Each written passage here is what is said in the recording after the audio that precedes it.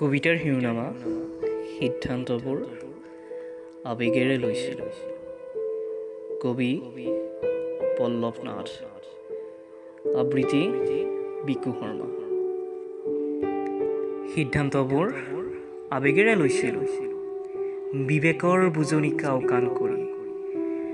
বিবেকবোৰে বাৰে বাৰে মনটোক বুজাইছিল সমাজৰ মৰম নুবুজা কিছুমান নীতি নিয়মৰ কথা।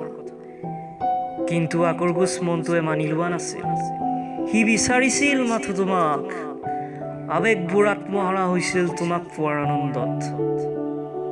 বিবেকবোৰেও যে লাগি চাইছিল আবেগবোৰৰ আনন্দত। কোন হৃদয়হীনবোৰে বনাইছিল মৰমৰ মূল্য নুবুজা সামাজিক নিয়ম। কেতিয়াবা মন যায় এই নিয়মবোৰ আঁতৰাই আমাৰ মৰমবোৰক এটি মিঠা নাম দিবলৈ।